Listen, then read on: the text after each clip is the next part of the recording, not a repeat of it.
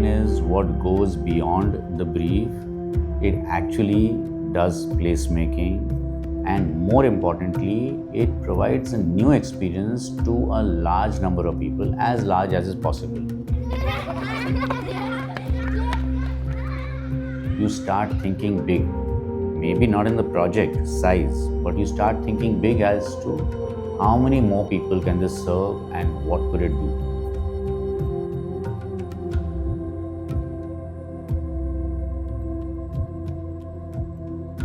Hi, I'm Sanjay Puri, Principal Architect of Sanjay Puri Architects. For more details and PDF ebook, please look up buildofy.com.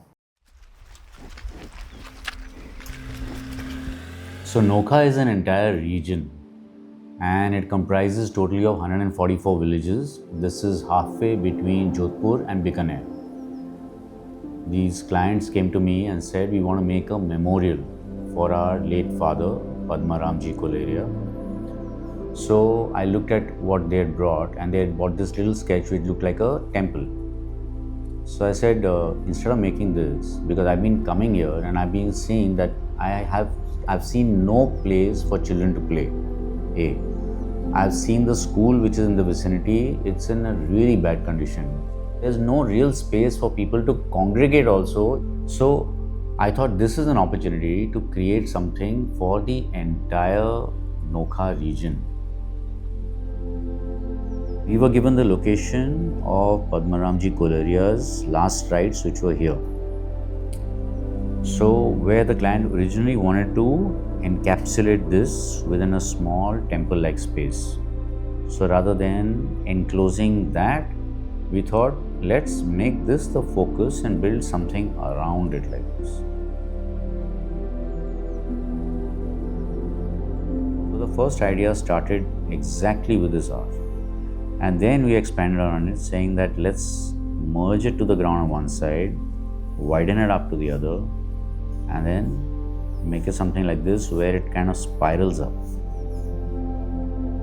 And then have, steps here where this whole thing becomes an open auditorium. This is a location where villagers really don't have any kind of community space, any kind of congregating space, and they're putting up shamiyanas, doing small events and then taking it down the next day. Here, this amphitheater has now taken care of all of that, because this amphitheater now hosts everything from a music function to a celebration.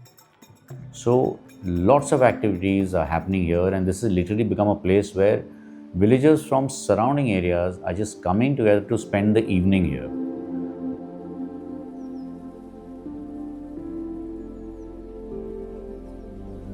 And till this extent is all museum space to tell the story of Padmaramji Kularia, in whose memory this memorial is made. And then to provide some natural light into the museum, we've actually cut scoops like this all along the perimeter.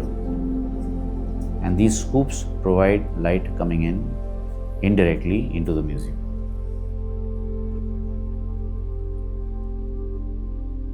After which this whole thing becomes a children's library, which is accessed separately from the outside.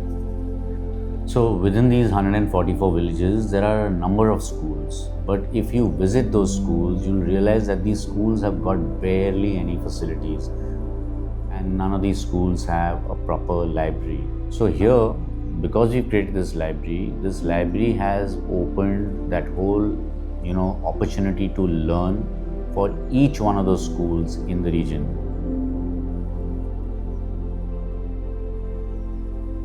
So one has to take cognizance of the fact that it is really harsh climate. The temperatures are in excess of 40 degrees Celsius for more than 8 months of the year. Responding to climate, making something that is energy efficient, making something that does not require cooling is, I think, one of the most important aspects. And then using local material. So locally sourced sandstone is used to create these screens, which are actually derived from traditional Rajasthan architecture, and these wrap the entire library space, bringing in filtered light throughout the day, reducing the heat gain, at the same time employing local craftsmen for an art that is slowly dying. When you are standing here, you're in the distance, you're seeing sand dunes. Sand dunes rise gradually and go back into it. It's like very, very sculptural. So the idea was that this building also kind of just rises from one side and climbs up on the other. So in a way, it echoes as sand dune, of course, very differently, but it's a fluid interpretation of the forms of a sand dune, how it just gently rises and then climbs up.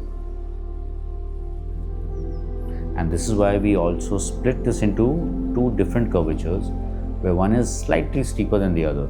So you can actually go up from one slope, come up to the top and take the other slope and come down, or vice versa. So there are two slopes in this entire roof. Now this building has a green roof which is sloping up in two different slopes. So children have actually in the region felt grass on their feet for the first time.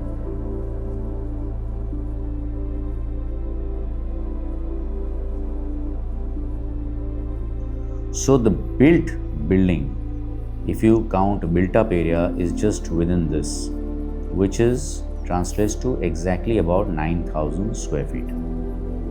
But what does this building do?